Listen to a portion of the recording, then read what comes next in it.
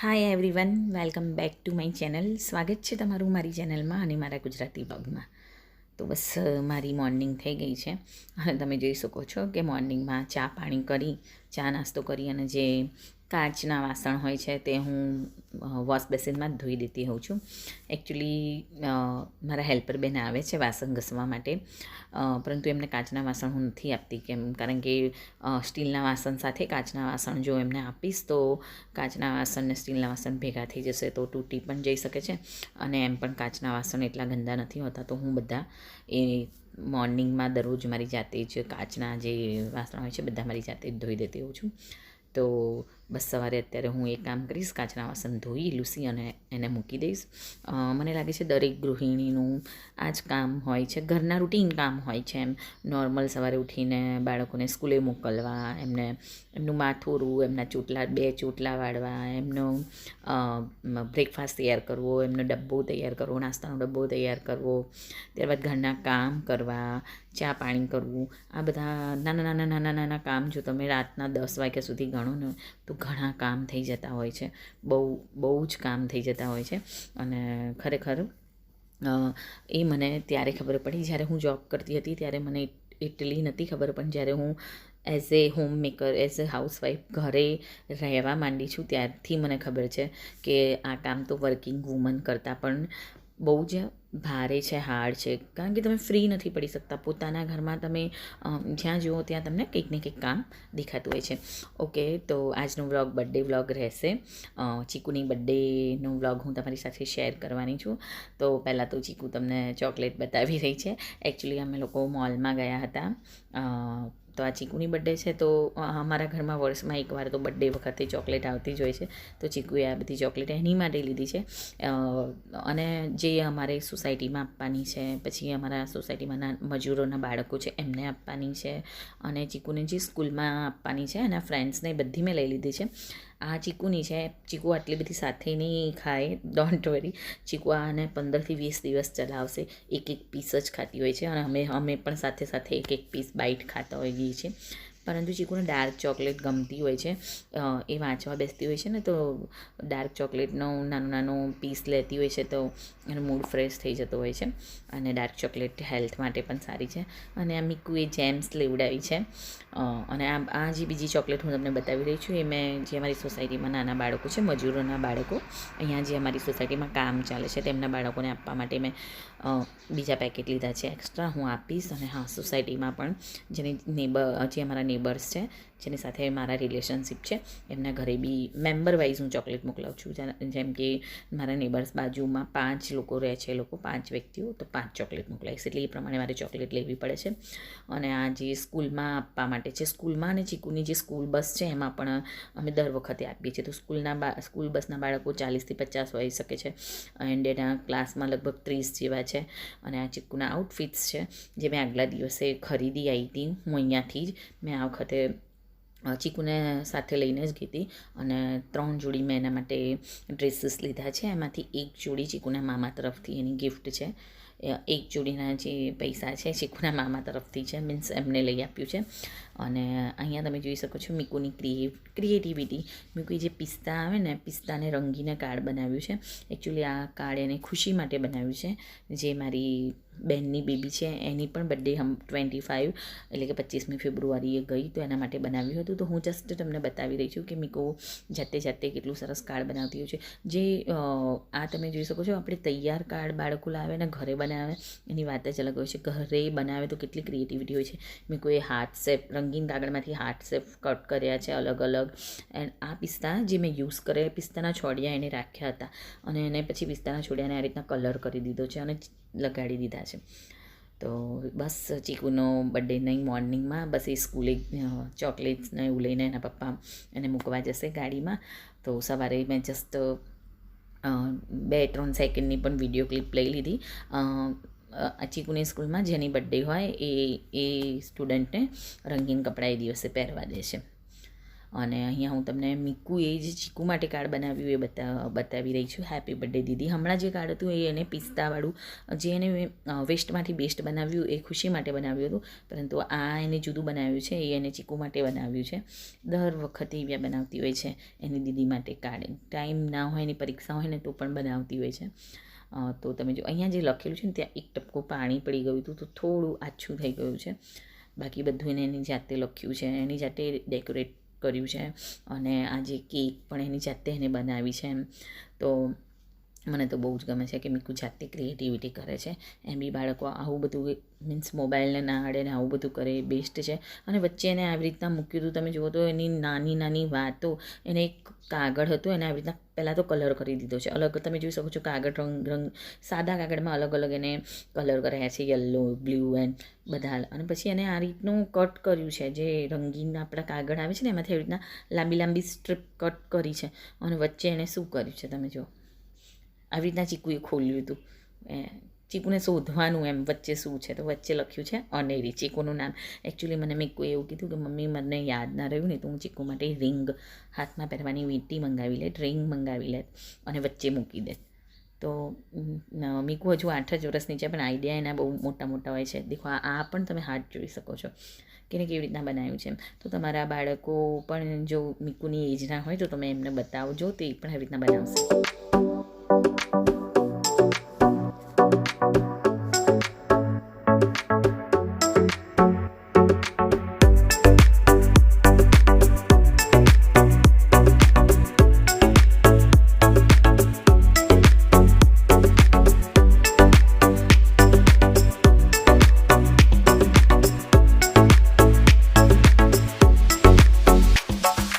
All I want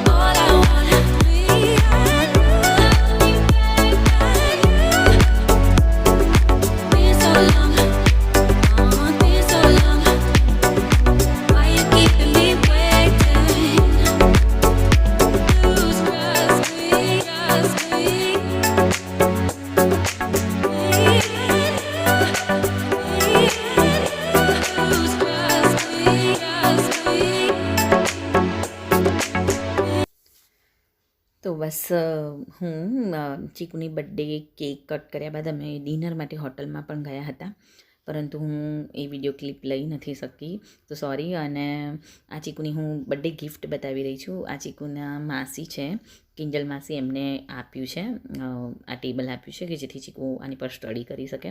and આ pouch પણ આપ્યું છે પિંક કલરનું. ચીકુને બી લાઇટ પિંક કલર ગમતો હોય છે, એટલે એ પ્રમાણે જ આપ્યું છે. આ સ્કૂલ પાઉચ છે, એ સ્કૂલમાં લઈ જશે. તો એવી જ વસ્તુ આપી છે કે જે યુઝેબલ હોય. અને ચીકુ પાસે સ્ટડી ટેબલ તો છે જ, એલ્ઝાવાળું છે આઈ થિંક. આ કિટીવાળું પણ, એને હેલો કિટીવાળું પણ મળી ગયું. અને આ મીકુ અને ચીકુ બંને અત્યારે જ્યારે હું બોલું છું આ બ્લોગ, ત્યારે તો બંને યુઝ પણ કરવા માંડ્યા છે. અને આ છે ક્લીન, જે મીન્સ આની અંદર સ્કૂલમાં લઈ જવા માટે પેલા જે વાઇપ્સ આવે છે, તે એનું એક પેકેટ છે કે તમે સ્કૂલમાં લઈ જઈ શકો છો અને ઇમરજન્સીમાં તમે આનો યુઝ કરી શકો છો, મીન્સ ક્લીન કરી શકો છો હેન્ડ તમારા. તો છોટું શું નાનું ટીનમાં છે. તો આ છે ચીકુની બર્થડે ગિફ્ટ.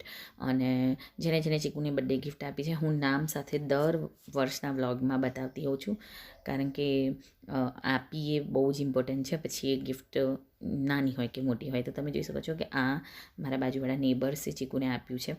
નાનું પર્સ છે, જે આવી રીતના ગર્લ્સને સારું લાગતું હોય છે. તો આવી રીતના ચીકુ બી હવે આનો યુઝ કરશે એમ. તો હંમેશા મેં ટ્રાય કર્યો છે કે ચીકુની બર્થડેમાં જે એને ગિફ્ટ મળે, નાની કે મોટી, હું સ્ટો કરું મારા બ્લોગમાં, બતાવું કે જેથી મને પણ યાદ રહે, ચીકુને પણ યાદ રહે. તો કેટલા અરમાનથી આનંદપૂર્વક કોઈ આપણને જ્યારે ગિફ્ટ આપે છે, તો એનું મહત્ત્વ તો હોવું જ જોઈએ. અને આ એક બ્રોચ ટાઈપ પિન છે, એ પણ આપી છે સાથે, ચીકુ માટે જ છે આ પણ, એ અમારા નેબર્સે આપી છે. અને અહીંયા તમે જોઈ શકો છો કે જે ચીકુના મામાના છોકરા, એટલે કે જે મારા ભાઈના છોકરાઓ છે, સૌમ્ય અને અવી, એ લોકોએ કાર્ડ બનાવ્યું છે. સિમ્પલ કાર્ડ બનાવ્યું છે, પણ બહુ સરસ કાર્ડ બનાવ્યું છે. હાથેથી બનાવ્યું છે, તમે જોઈ શકો છો. એ લોકોએ આવી રીતના કટ કરી અને ડાયરી ટાઈપ બનાવ્યું છે એમ. એ લોકો, અવી બહુ નાનો છે છતાં એને બહુ ક્યુટ કાર્ડ બનાવ્યું છે. તો હું એ કાર્ડ પણ તમને બતાવી રહી છું. આ રીતના બનાવ્યું છે. આમાં આવી રીતના ખુલે ડાયરી ટાઈપ. પછી એક છે એ કવર ટાઈપ. અને આપણે એક અમારા નેબરે ચીકુને ગિફ્ટ આપી છે. કોશા આંટી, બિરવા આંટી કરીને મારા નેબર છે, તમે જોઈ શકો છો. આ એ જે બિરવા આંટી છે, એમને હાથ વડે બનાવ્યું છે. હાથનું એમનું કામ છે. અને આ આવી રીતના તમે ફ્રીજ ઉપર અથવા તો કોઈ બી જગ્યાએ તમે આને આપ્યું છે ઉપર લગાવવાનું, તમે આને લગાવી પણ શકો છો. સ્ટ્રોબેરી છે, તમે જોઈ શકો છો. નાની નાની કેપ છે. અને આ જે એક આસમાની કલર ટાઈપનું આ જે પર્સ ટાઈપનું હતું ને, એ તો બહુ જ ક્યુટ લાગે છે. તો હાથે બનાવેલું ગિફ્ટ છે. તો બસ આ હતો ચીકુનો બર્થડે વ્લોગ, અને હું મળું તમને નેક્સ્ટ વ્લોગમાં. Thank you for watching.